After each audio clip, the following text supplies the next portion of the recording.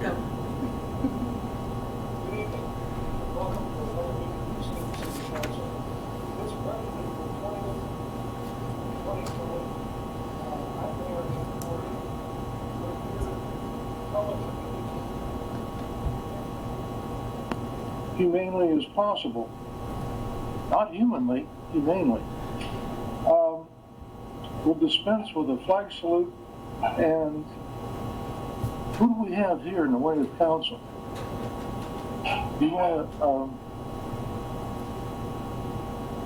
to take a roll, a council roll? Would you do that, Alyssa? Sure. Real quick? Ready to do that. Please. Yeah. So we've got Mayor Porter and Councilor Mullen, Here. Councilor Patty, Councilor Ort, Here. and Councilor McDonald. Present. And I don't think Councilor Hook has joined us yet this evening. Okay, good, thank you. Yeah. The other things on the agenda, this is a real different experience for everyone, me especially. But the consent agenda is the next thing for April 6th, 2020 council minutes. What would you folks like to do with those? I'd like to make a motion that we accept them as presented. Okay. I'll second. Who? Okay, That was, motion and a second to approve the consent agenda as presented. There's no discussion on that item, so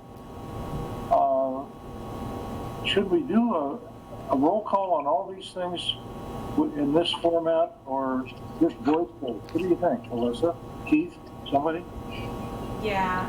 That's how we did it last time. Is that we'll do a roll. Hold Yeah. on. Hold Full on. council. Yes. Yeah, go ahead. And it looks like Councilor Hook is joining us right now. Let her, we'll go ahead and, I'll go ahead and do the poll though. Okay. Councilor Mullen, yes. Councilor Patty, Yes. Councilor McDonald, Yes. Councilor Ort. Yes. Okay, motion passes 4-0. And Councilor Hook just joined the meeting. Welcome. We were just doing the consent agenda, Councilor Hook. Thanks. There's no, okay, next item, there's no public hearings tonight. Under general business, a resolution number 1004, adopting the City of Staten Employee Handbook and repealing resolutions related to the previous personnel manual, excuse me. Staff report, Alyssa, you're on. Thank you, Mr. Mayor and Council. You have before you the staff report for the Resolution 1004 adopting a new City of Staten Employee Handbook. I'd be happy to answer any questions you might have. Alyssa, here's one for me. Are there any major changes in it that, So it's an overhaul that has been needed for several years. The original employee manual was adopted or enacted. I don't know if it was taken to council or not at that time, but in July 1990, and since then it's kind of almost been Frankensteined over the years with changes. And so we worked with our legal representation, CIS, and Xenium, our HR consultants, to bring it up to date and in with best practices. And it's actually based off a template, a white paper that CIS, City County Insurance Services, had put together. So I guess yes, in some ways it's a big overhaul, but I guess there's not a lot of huge policy changes that differ from what was in place before, other than the big changes were items that went into effect during the last legislative session, with the no harassment and there was something else. That was the biggest one. There were a couple Senate bills that passed. FEMLA, OFLA type of legislation. So the original was just 30 years old. Just, it had had updates over the years, but it really had become out of date in the way that it was put together. Difficult to work with. Go ahead, folks. Other questions and thoughts? Yes, Mr. Mayor, this is Councilor David Petty. I'll pose the same question that I posed to Keith, and I already got an answer from him, but I just, for the benefit of the other councilors on this call, why was city staff not consulted for a review or comment period for the city handbook? So this is we did ask department heads to go ahead and provide input. Because of the nature of the document, it's a legal document and it's setting policies. It really, there wasn't a lot of feedback to changes that we would be able to make per se. And so we were working off of what the template was there. Yeah. Well, I'll say I appreciate that. I think that labor needs to be engaged on this and involved in some form or fashion to get feedback. I think it can only improve the document. That is my position on this, and that's why I asked that question. Thank you, David. Other questions? Mayor Porter, Councilor Ort, Alyssa, on that kind of same line, is it possible to have that review period? Is what Councilor Patty's asking for a reasonable thing to have open to suggestions, or if those are, if it's applicable? Obviously, like you said, it's a legal document, so there are things that can't be changed, but is input possible? I think anything's possible if the council wishes. I guess let me step in. Keith's got Let me- more stats. I think the thing that I'm going to add here really carefully is this is a legal document, so any expectation of changes, I mean, what the time frame and the concerns were, this went through 5 or 6 legal reviews in specific language. I wouldn't want to set the expectation that there will be changes made to the document. To David's point about labor, there is the ASME contract, there's other things. If there's a concern with this, but what we're really looking at is labor law. And we spent a lot of time with Christy Munson with LGLG working with this. This is another example where I wish our city attorney was here speaking and not me. For that very reason, again, it puts us in a really awkward position to say, we spent a lot of time on nuances, and CIS was the white paper, Zinium started this, but what we spent a lot of time with is anytime an attorney gets a hold of a document, you get into minutia details of changes, and that's what really took a significant amount of time for staff, was the specific languages and then the additions to that. So the document really is a legal document that is sort of binding. So if we were to take it back, the expectation should be with staff to understand the people that would be reviewing this aren't necessarily experienced in labor laws or labor practices, and so changes they may want would not be able to be occurred, and that would be what your legal counsel would advise. Mr. Mayor? I have a follow-up. Oh, sorry. Yes, go ahead, Chris. Well, I would say, in my experiences with building policy like this, it's not necessarily something that you get feedback on because it's based on best practices, standards, it's based on statute, it's based on law. But policy is different than process, right? So the policy might be more of a broader take on when breaks are taken or how issues are going to be handled in the broadest sense, whereas process is the stuff in the how do we actually execute policy, where managers would then get feedback on what all this HR stuff means. But I'm not necessarily disagreeing with the sentiment that there should be feedback, because anytime you're building policy and you can build in that buy-in by getting feedback is definitely beneficial. But I think this is one of those that I personally haven't experienced getting a lot of feedback on. But I don't think your point falls on dead ears either. Okay. All right. Mr. Mayor, Yes. I appreciate that Councilor Patty brought that up because it is important to get input from employees. But I am wondering what your guys' rollout is going to be for this policy. Are you guys going to be kind of highlighting some of the major changes that did happen, such as the 2019 legislative changes that went into the handbook, and what is the cost of getting input and putting that back at the lawyers to have them review it? Is that a huge cost to the city? Because right now I can tell that we are, going to be needing to really look at how we're spending money. I don't know what the cost with going back to the lawyers would be. I guess it would depend how much time they have to spend on it.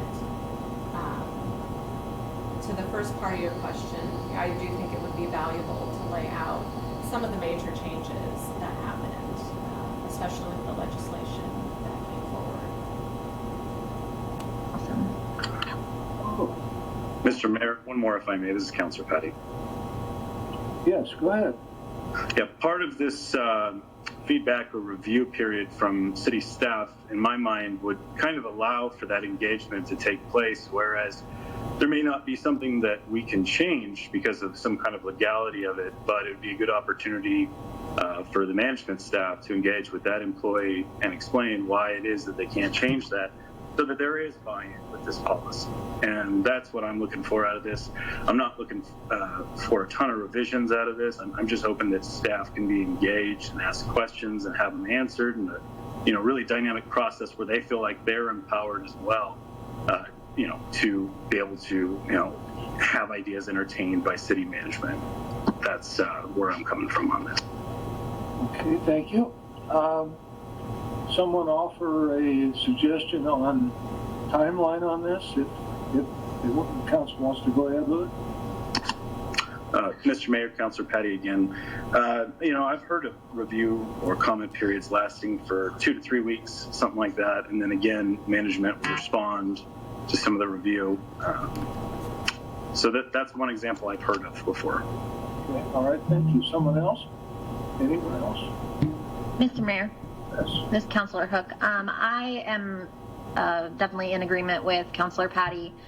If it is not something that absolutely needs to go through immediately, then I think that the buy-in, even if we can't change it, just having people be able to comment really does make a huge difference, and having that one-to-one conversation with them to let them know, why something cannot be changed before you actually implement it, because otherwise it kind of feels like, what's the point of talking about this if there's no possibility of it being changed now that it's already been through the process?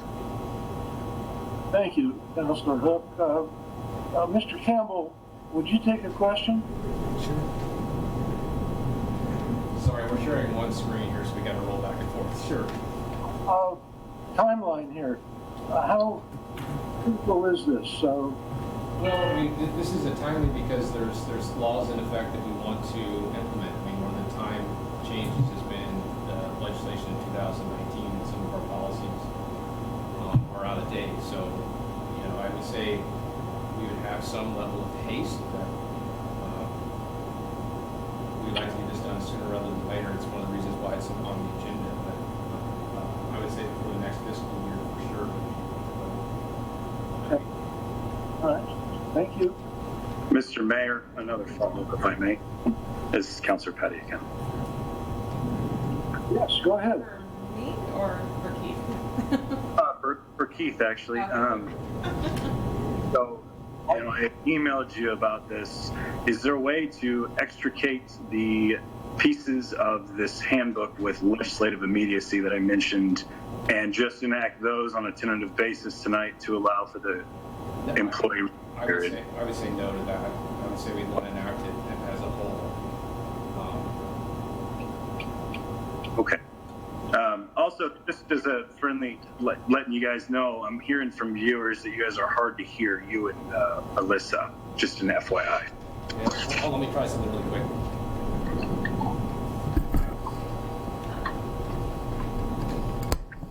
we'll try something to see if we have a little better success. Okay. Okay, so probably not on that then. It wouldn't be something that we can extricate it. It's all one thing that we have. I would adopt the document all as a whole, correct? Just so we can rescind the previous document and go with this document. All together. Okay, thank you. All right, someone else? A question or comment or thought on employee review? Let me call it that, if that fits the bill. Yeah, I've got something. Go ahead. Thank you, Mr. Mayor. I understand the concerns about bringing feedback for the employees. In my experience, for another dozen companies I've worked for, these handbooks are just kind of given and they are what they are.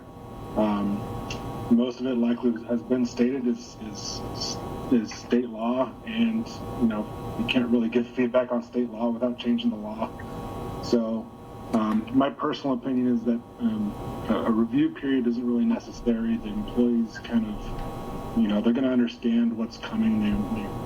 They've all been informed of laws that are passing. I don't know if it's not going to result in a material change to the document. I don't see a reason to delay enacting this document. Thank you, Jed. Councilman McDonald. Someone else?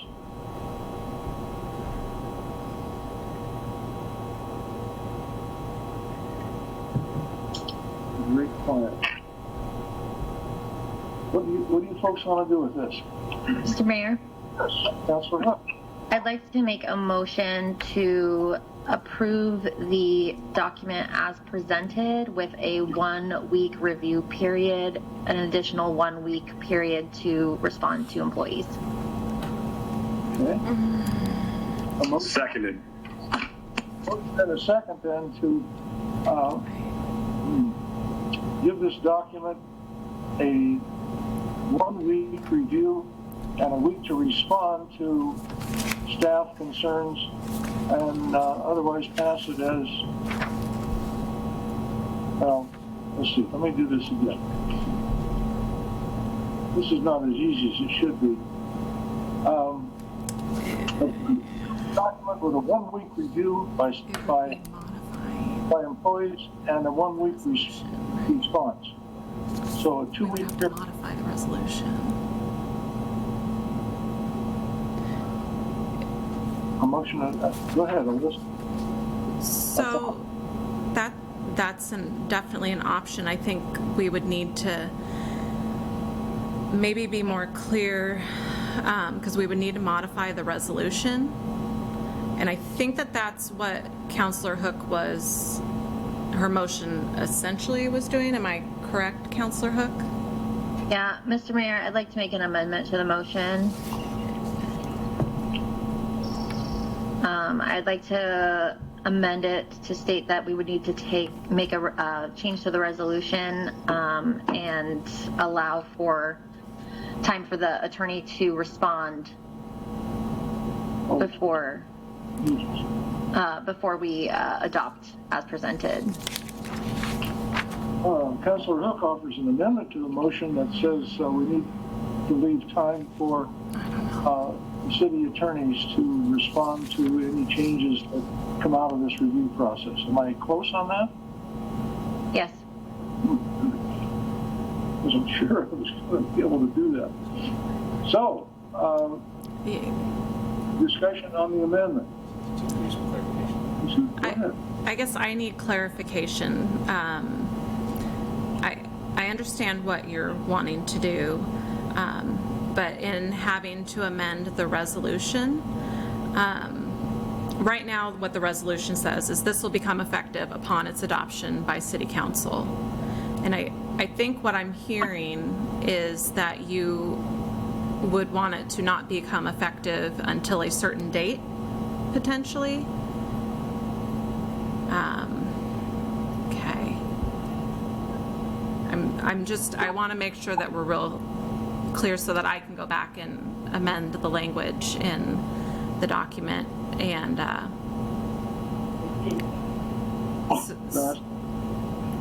so I'm almost wondering, and it's up to you, we can bring this back at the next meeting. I can just take the document back and we can share it with the employees and bring it back for adoption at the next meeting, which is May 18th. Or if you want to assign a specific date that this would be enacted, I guess would be another option with the when it comes to the resolution. Mayor Blair, this is Councilor Ort. I don't think that we want to approve it as it is and then ask for feedback. So what Alyssa's saying is to make I think our motion needs to, if you want to do that, make a motion to send it back to city staff and have a review period for city employees, and then a response time for the lawyers. Is that correct? I think so. Is it, Alyssa? Mm-hmm. Our next meeting is May 4th, right? But you're thinking of the 18th as an adoption date? The May 4th meeting is a budget committee meeting. All right. Okay. That teach me to look at the fine print, won't it? Does that give enough time for a review and then a review by the city attorney and back to us for that meeting on the 18th? I think if you wanted to direct staff to take it and take the handbook and have a period for employee review, and if there are any comments, it would be probably, we would have to have everything wrapped up by, I think, I'm just guessing because I'm looking here, but around May 12th, I think, is the Wednesday before that council meeting. I think we could probably get it all wrapped up by then. So, we've got an amendment and a motion in front of us. Is there any more discussion? Mr. Mayor, Council- I'd like to rescind my amendment and rescind my motion at this time. Okay, so there's no amendment on the floor. Is that what you're asking? Yep. Say. Okay, so we've just got a motion. And Alyssa, how does that motion read the way you understood it? Well, she rescinded her motion also. Also. Yes. Okay, so we're back to deciding to approve this tonight or not, I guess.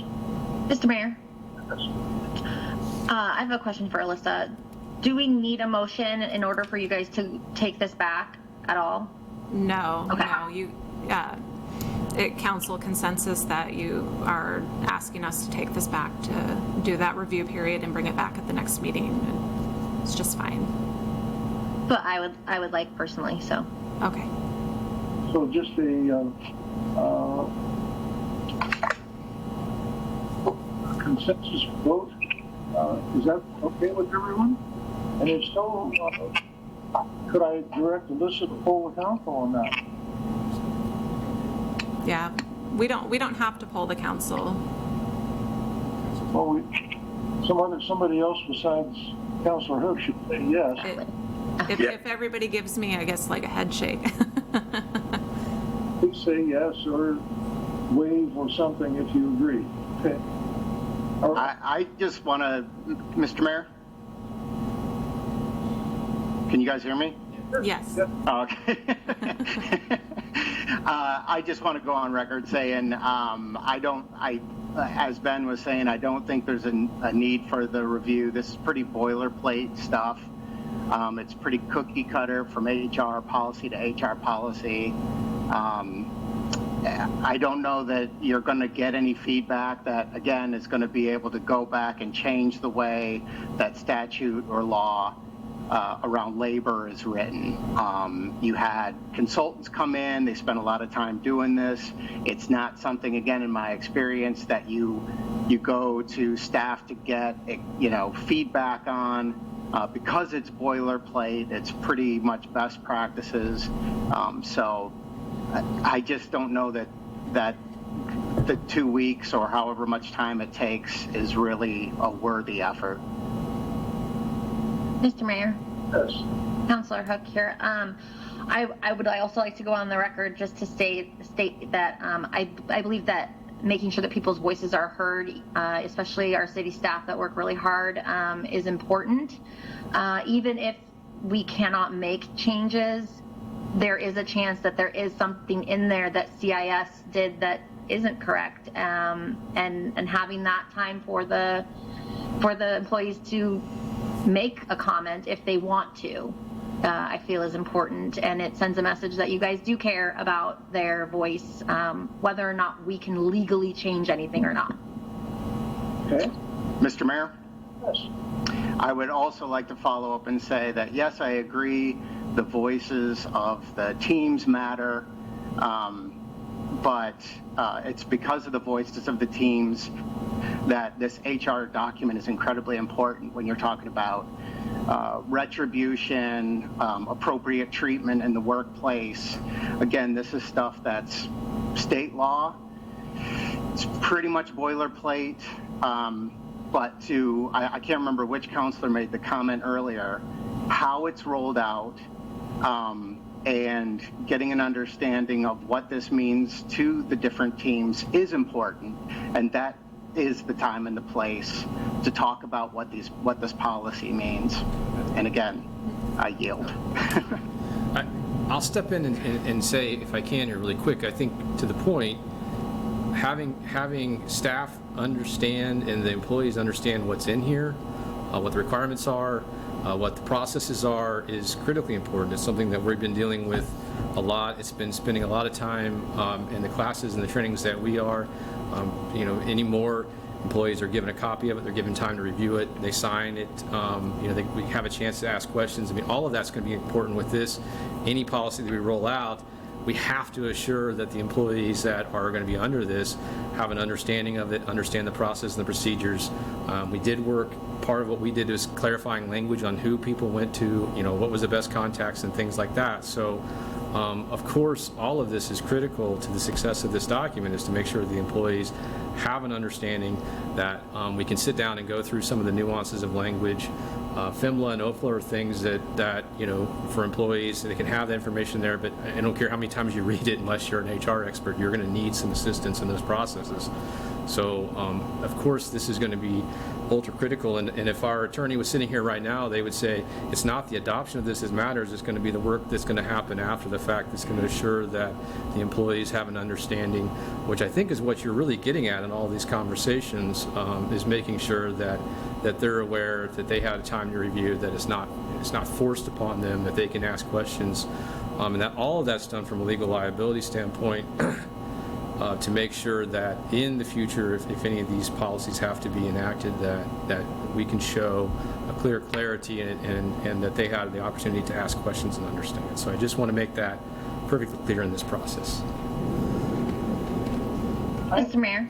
Oh, yes, go ahead, Councilor Hook. So I think I would just feel more comfortable with it on the record that no one's supervisor has been changed, that no reporting process that people are used to have been changed within this document. Nothing that affects their day-to-day job has been changed, other than legal statutes that have been enacted by the state or the feds.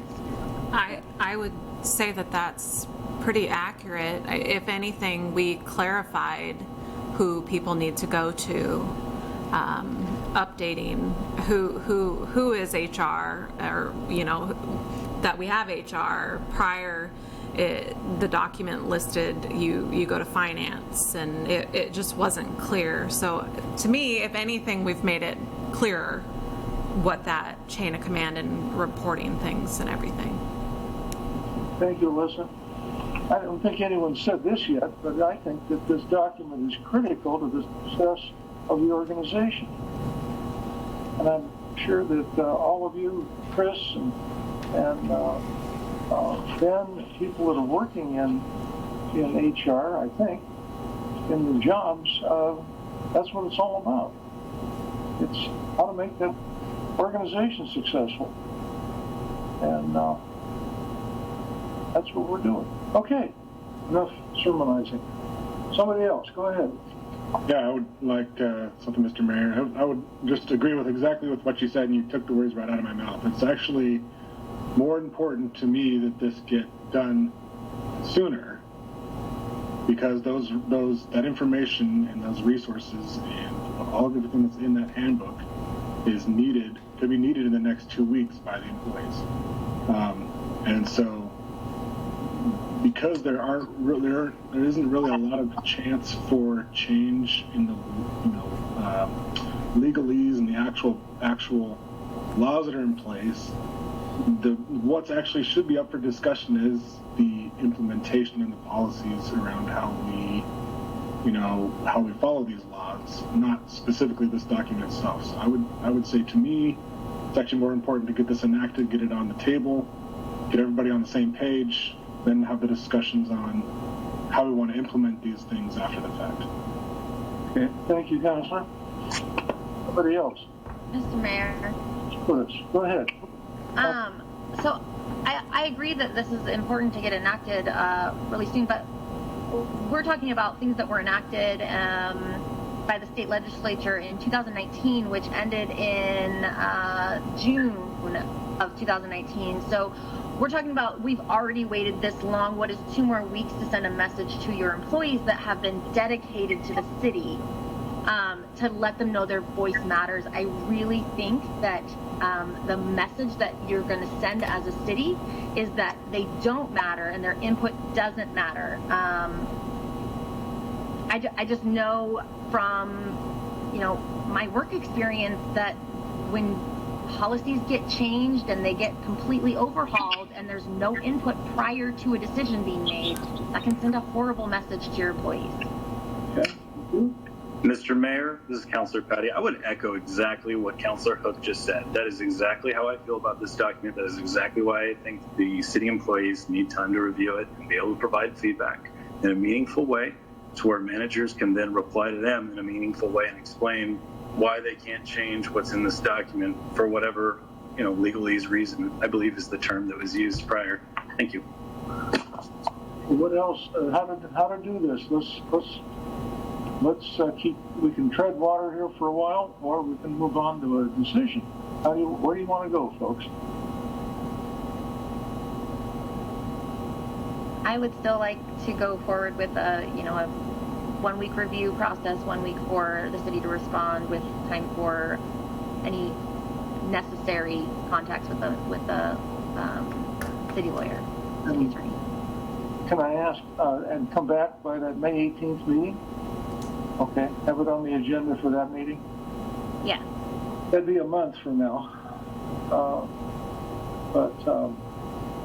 Okay, is that an agreeable suggestion? If we're not going to go to formal votes on this, we could use some help here. It sounds like Councilor Patty and I are on board, and Councilor Ort was, but I don't know if she continues to be. So I think taking 2 weeks, or the 2 weeks to do this and bringing it back is, like Councilor Hook mentioned, we've had this much time.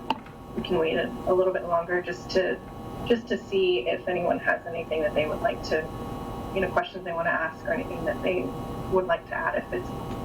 Okay, so I've got 3. Ben, where would you like to be on this?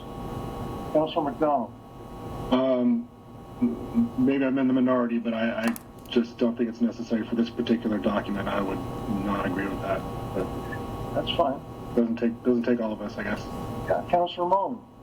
Same. I think that these put protections in place, especially during a pandemic, that it's important to have good, solid HR policy during times like this. So I would say it should have passed through, but I'll respect the vote of the council. Okay, so it looks like I've got three, 4, and 2 neutral at best. Is that where the council wants to be on this? Maybe people could wave or something, like I'm doing? Thumbs up, not fingers, thumbs. Okay, let's go with that. And let's move along. We'll see this item again on May 18th. All right, you're up next, Keith. Council goals update, Mr. Campbell. Yeah, so the informational report you have is intended to update the city council on your goals in relation to the preparation of the 2021 budget, and also, just with the COVID-19, some changes that have occurred in terms of timelines. So the report's in front of you. Be happy to answer any questions about this report.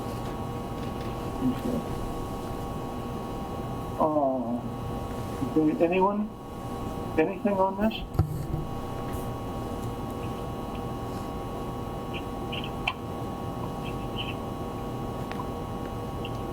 This is Councilor Ort, Yes. reporter. I just wanted to say that I appreciate having the updates to let us know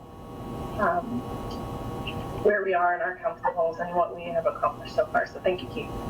Yeah, and just to make sure you guys are aware of, some changes that are going to be looking in terms of timelines, and then, the budget for coming up, just because situations we're going to have to move some things. And so just I thought it would be good for you guys to be aware of that, and just, I guess a heads up on what's coming in the budget, right? Personally, I was looking at those red, green, blue things, and instead of a fiery revolutionary, I come across as cautious. I didn't know that until I took those tests. Oh dear. Okay.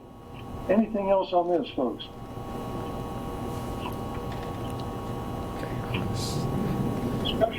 Mr. Mayor, this is Councilor Pat. I will say thank you for putting together this report. It was quite sobering, unfortunately. I think somebody's already said that, but it was, it was a good dose of reality. Yeah. Okay. Thank you, Councilor Patty. Someone else? Anyone else? This whole process is a little intimidating, isn't it? We don't have these freewheeling discussions on this, looking at somebody's picture and one at a time. It's interesting. Alyssa, your picture popped up. What can we do for you? Oh, I'm going to bring Lance on here shortly when you guys are ready. Okay. And that's just a discussion. So we,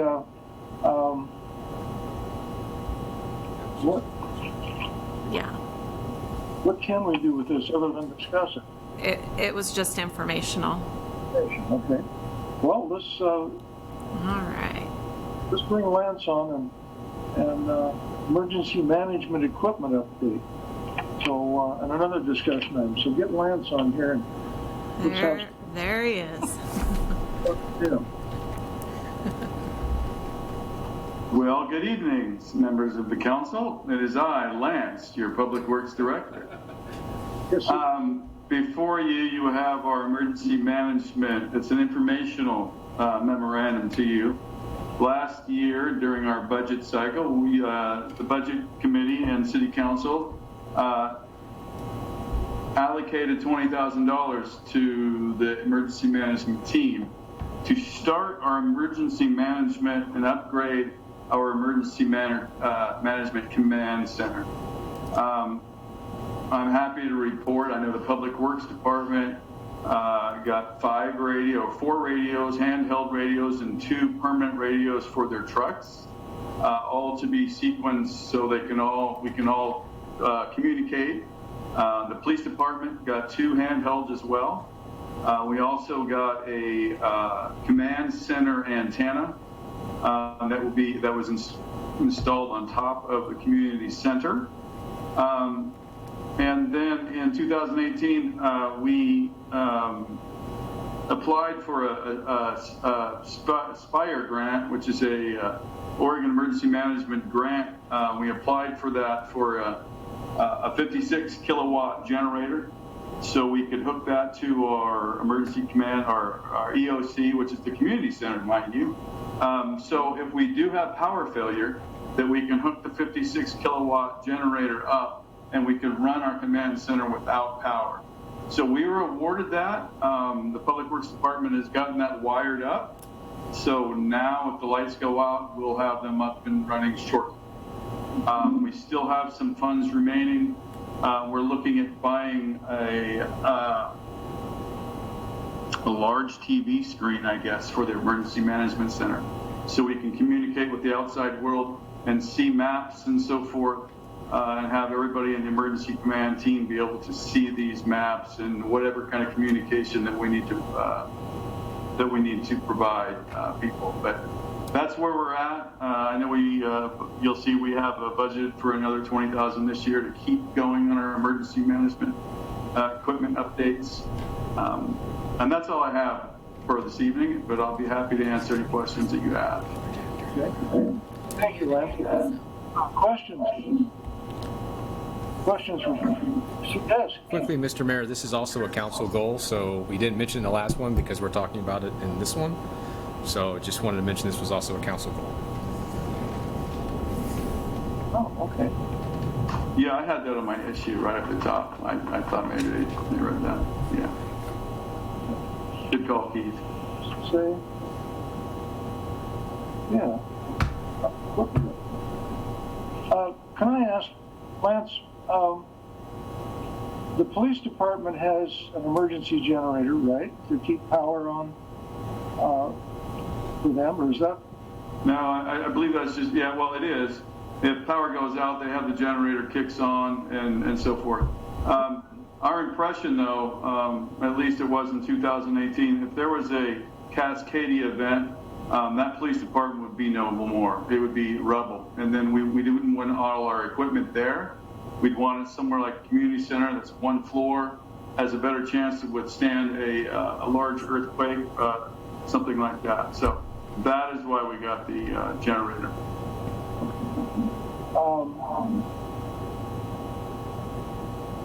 I'm just thinking, how much did anyone even think of this? How much building standards would have changed in the 40 years since that building was put up? The police department and the community center? Community center. I don't have it with me, but I think that's what McKinsey had looked at with our facilities upgrade. Maybe Keith can recall what they said about the community center. I think it's one of the facilities that needs. Well, I'll let Keith talk. I can't recall. Yeah, McKinsey's to answer the question, McKinsey's identified that this building is not structurally ideal. I think they've recommended making motions here on the camera. I'm not sure why. Beams in the building. That's the building I'm in right now. But for right now, this is the best space that we have. Long term, we'd like to see an LOC possibly as part of a police department, which would make a lot of sense for continuous of operations. But for now, probably in the future, if we're going to continue to use the space as an EOC center, we would want to do some sort of support systems. The only benefit we may have is that the walls may stay up, the roof may fall down. So we just have to move some rubble. It's a trade-off then. Yeah.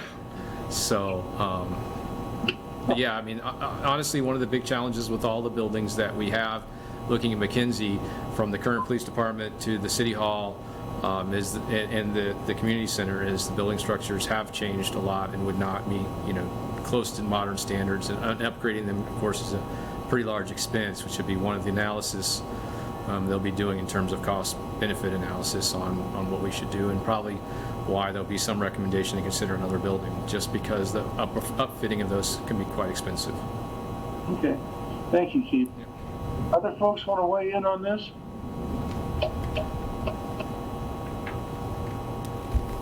Shall we tell Lance, thanks for the information, good job, and keep it going. Thanks, Lance. Mr. Mayor. Thanks, guys. Thank you, Lance. All right. Good enough. How about the next item is budget to actual 2019-20 fiscal year as of March 31st, 2020. And it's a staff report by Susanna and the council discussion. So Susanna, you want to check in here? Hi, good evening, Mr. Mayor and Council. Can everybody hear me? Yes. Okay, so I provided for you in your packets the third quarter review of budget to actuals through March 31st, which means we're 75% of the year complete. So in your packet is the PowerPoint, if I was able to make the full presentation, with the report of the numbers as well as my staff report. Do you guys have any questions that I can answer for you? Well, I'll start out. Susanna, has this last month, the last 5-6 weeks, has it any dramatic changes in expenditures? Not specifically changes. I mean, we have closed the pool and we have closed the library to public access, so some of those revenues will be down. And then some capital projects have been put on hold because of social distancing. So you probably will see a little bit less expenses in some of those areas by the time we close out the fiscal year. But most of all, that started right at March, so not much has changed as of March 31st, but expect some of those changes for the last quarter. Okay, thank you. All right. Others, jump in on this.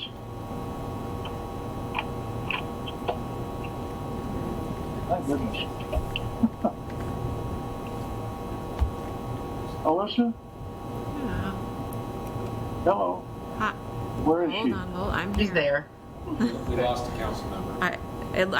I think David turned his video off, so I was concerned that we lost him. But yes. Is he there? There he is. There he is. Welcome back. He's back. So, Open so this back all in to all, that. as you look at each fund, you'll see that we're within range. The only one that may have to come back with an adjustment is courts, because we're just a little bit over, but it might balance out. But I'll watch it quite closely, and if there is an adjustment needed, I will bring it back to council. With court as well, stopped as well, but there is still court things getting done that we just not having actual court. So I'll just watch that closely over the next month and see if we need to make a budget adjustment. Other than that, I think we're okay through the rest of the fiscal for this point. Okay. Other comments and thoughts? Come on, I don't want to be the only one asking these critical questions. I'm happy. That's a good thing, that I got lots of good detail in my report. Makes it Mr. easier Mayor. for you. Mr. Mayor. There aren't any questions. Go ahead, Councilor. Yeah, I just wanted to make a comment so that you didn't feel alone. But yes, exactly what Susanna said. There was a lot of detail in there, and I feel like it was very well done. So thank you so much for that. Yeah. You're welcome. Yeah. Big Last quarter, I focused on property taxes. This one, I wanted to talk more about the utility customer service. You kind of see the breakdown. I figure if I hit a different topic each time for our core revenues, it would give you more information as we go. So good. I'm glad you like that. See, can you find a way to do that into 5 quarters so that there's something interesting for each counselor, each a quarter? They pick one. You want more? I'm being silly. No, I know. Hey, we're gonna have lots of fun next month. It's all good. Thank you. Other comments? David. Mr. Mayor? Yes. Yes, this is Councilor Patty. As far as mayor, city council, as far as the general fund budget, I'm looking at here for expenditures. It's showing that we're 34% of the year spent. Is that because the bulk of that are trade organizations, if I remember right? For the mayor and council support, it's training for you guys, it's expenses, the stipends were in there, and those things, and then the community grants in there. Not everyone has finished processing that, so those are the expenses that are in that one. Thank you. Conferences and the various meets. Susanna, are you there? I'm listening. What was the question? Also in that expense should be the various meet and greet sessions that some of us go to. Yeah, any of your expenses like that are in there, right? So those are all those are down. And I can tell you, I'm pulling it up. I'll give you exactly over here just a second. For like the community grant itself, I haven't seen all the people submit their stuff yet. They might be having the same social distancing close, but at this point, I'm almost there. Sorry, I'm trying to get to the page. I think I just missed it.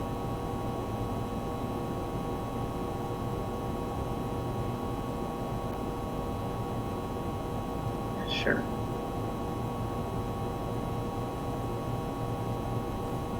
I had this memorized in order. I thought streets were last, but I guess council's last. So for the community grant, for example, out of that 20,000, we've only had $800 submitted so far to be collected, and then the other 4,000 grant, actually they're together, excuse me. So we've done 8,000 total of that $20,000 grant. So there's still another 10 sitting there that hasn't been used. Okay, all right. Oh, and your memberships are in there, which all of your memberships were paid. Mr. Mayor? Yes, go ahead. Can I just have clarification for the record that, and this may be a question for Lance actually, that we're not shutting off water during this COVID crisis, that we're not charging late fees to people for not paying, that stuff is for sure not happening. Correct. Right. We're not charging late fees. We've given the grace on the for the request that they're only allowed to make 4 payment arrangements a year. So no, we're not. Great, thank you. And I keep asking, Counselor, I keep asking Keith that when I get to see him or talk to him, if we're responding the way we are in this time of distress. I assume there's distress out there. Yeah, so that once they're back online or back up running with their jobs or how they'll get their finances stable, they'll just have to make payment arrangements to what they're not able to do to catch back up. And we'll work with them, no problem. Anything else for Sabrina tonight? Mr. Mayor, Susanna. Yes. I knew he meant me anyway. Thank you, Counselor Patty. Go ahead, somebody. If no one else has anything, I'd like to throw, before we quit tonight, just a quick roundtable of how you folks see our response to this current pandemic situation. What do you see happening out in the community? I'm not out as much as maybe some of you are, although Gus needs a walk once in a while, so we take the Tesla and go for a walk. But I don't see many people, and I think that's a good thing. I'm not going in stores, but what do the rest of you see? Mr. Mayor. Yes. I see a lot of the community coming together, helping each other out. Those that have extra funds have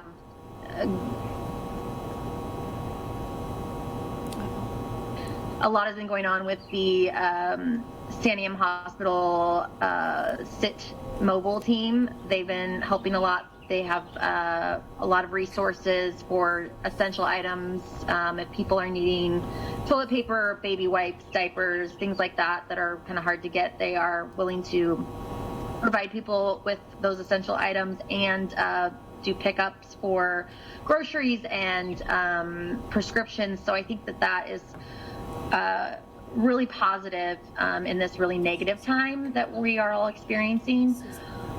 But what I am curious about is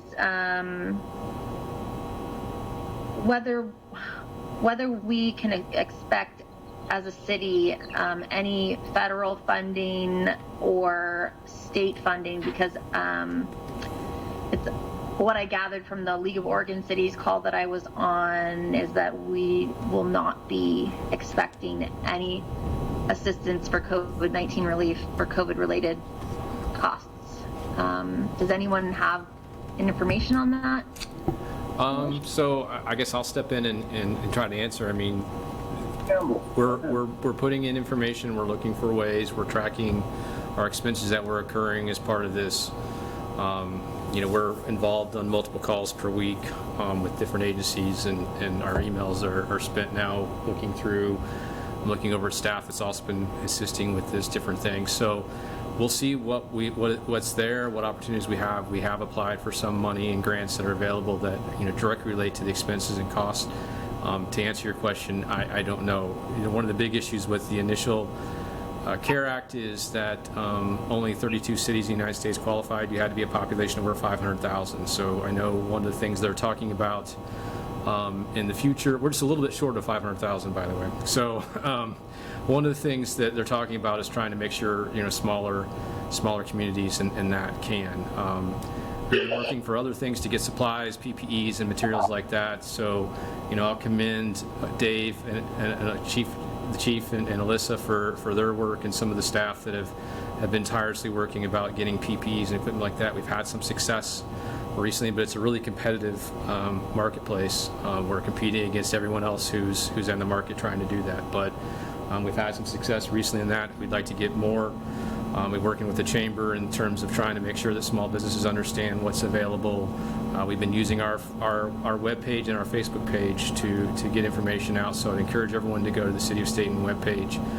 But as of what we'll receive coming down, we'll keep monitoring and tracking. We'll keep supporting, hopefully where smaller cities can get some of that funding as well. So we submitted some money last week, so we'll see what happens, and we'll continue to be aggressive in trying to recoup the costs that we incurred as a direct result of this issue. Thank you, Keith. Yeah. Other comments and thoughts on this? Mr. Mayor. Councilor Patty. Councilor Patty again. Yeah, I just wanted to kind of echo what Paige has already said, or Councilor Hook. There has been a lot of obedience to some of these social distancing protocols out in the community. People get it.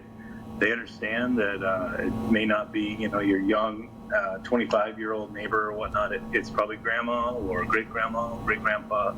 I think it was already referenced, but I just wanted people to know there is a coronavirus virtual community forum next week on the 27th. It's a virtual meeting on Facebook at 18:30, it looks like, for our local hospital. So if anyone's like me and they're just trying to find out information about what's going on and how this is impacting the local community, keep following these people and seeing what's happening. And then also keep up to date on the city page. City staff has done a tremendous job, having relevant links on there for the rest of the community, and just really good educational materials and guidelines that the CDC is issuing, etc. Thank you. 18:30 is 6:30 on Thank you. normal people time, right? Not normal, but civilian time. There we go. Mr. Mayor. Thank you. Go ahead. Yeah, I wanted to add, first off, thanks, Councilor Patty, for mentioning that, because the last forum that they did was really informative. I was super impressed by what they had to offer for information. I did want to encourage people to please reach out to me if you do have questions about whether it's your small business, what's available, what the feds are working on trying to push through, just really any questions that you have, because I'm here, I'm listening, and I feel like I can speak for all the counselors that we are all open to hearing from you. I have been spending a lot of hours looking into specific information on what is available. So if anyone is really confused on how to navigate the process, please reach out and I will. We'll do so. You got stuck in the middle there, Councilor. Yeah.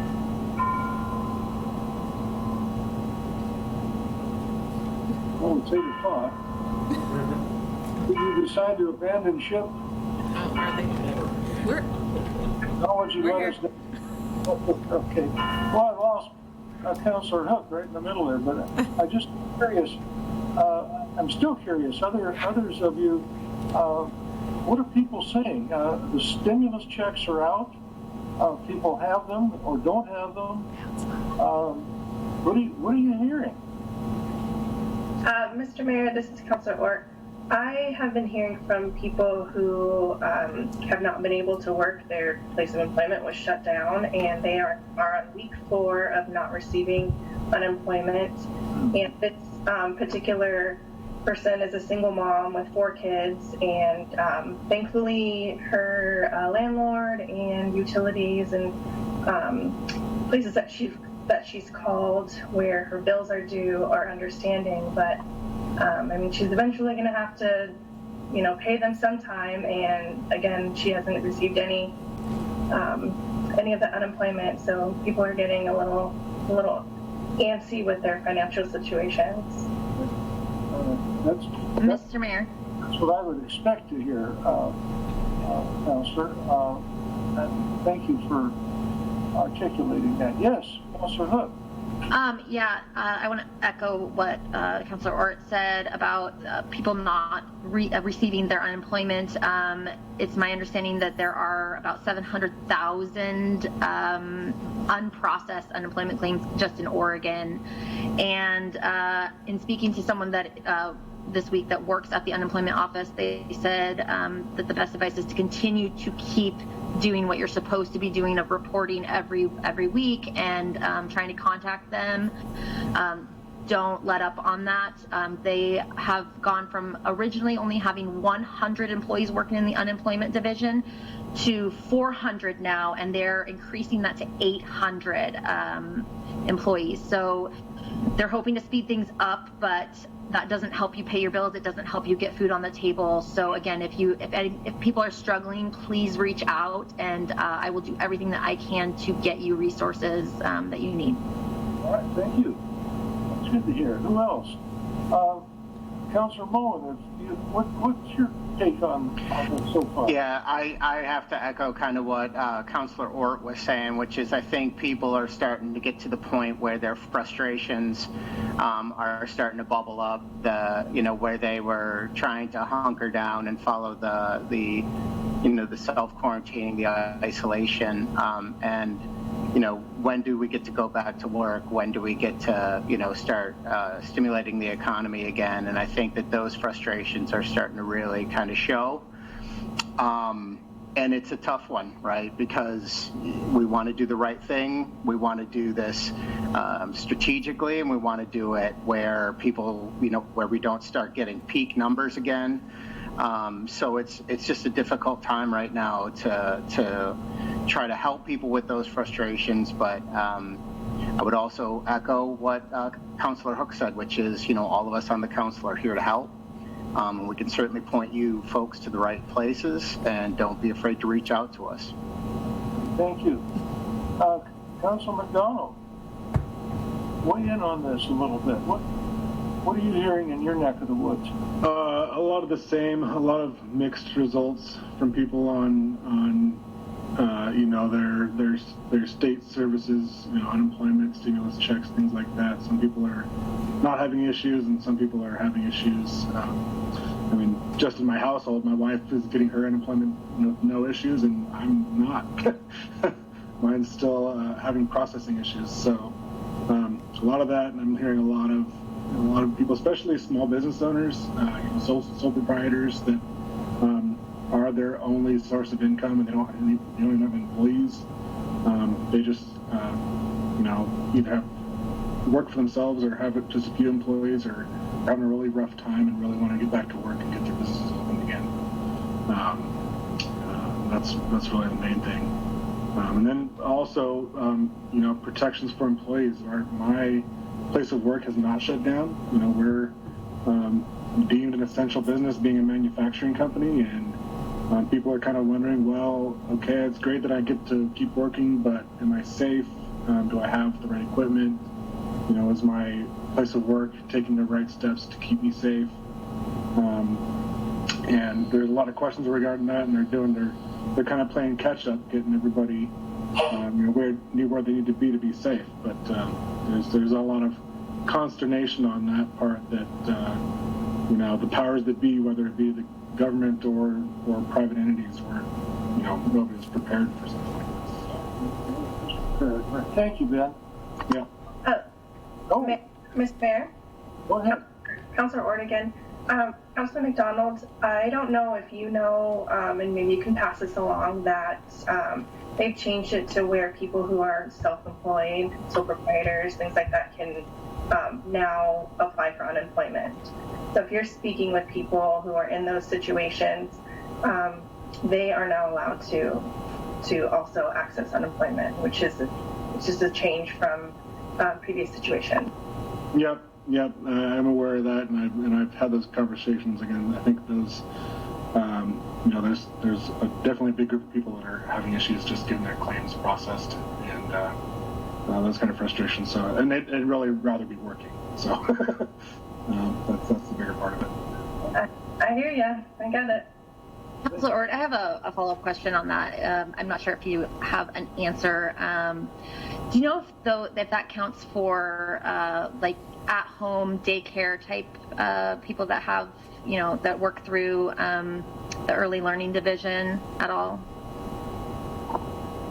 I guess from what I understand, it should apply for everyone who is currently has a loss of income because they can't, they're not working right now, or either their business is really slowed down, are able to. So I don't know specifically, but I would imagine it does apply. It is applicable for them too.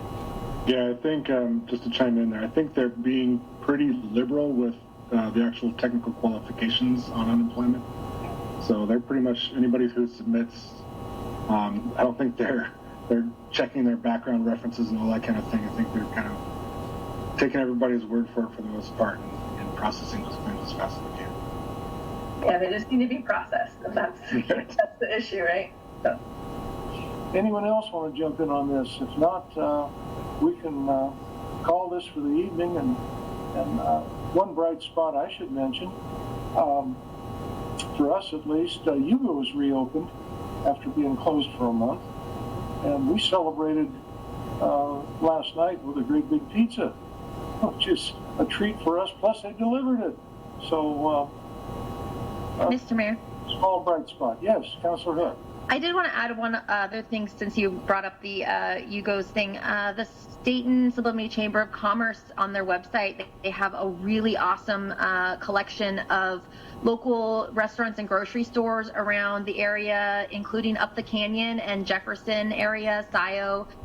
And they tell you what kind of services they're offering right now, whether that's curbside pickup, delivery, takeout. So please check that out to support small businesses around the area.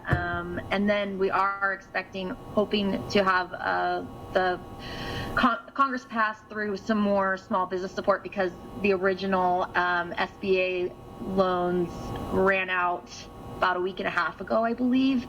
And to be clear, it's my understanding that those are not expected to be paid back, even though they're called a loan. Okay, thank you. We've all heard some of that. Okay, thanks. Anything else, folks, tonight? I just wanted to say thank you to Keith and Melissa for putting on our meeting. Thank you. Here. Thanks for the work and putting this together, all the legwork. Getting the mayor on again. It's good to see his face. Okay. Tell Sandy hi. Oh, thank you. All right. Folks, we'll call this meeting quits, and we'll do it again the 4th of May. Take care, and take care of yours and around the people around you. Thank you. Thank you. Thank you. Good night. Good night. Thanks for listening.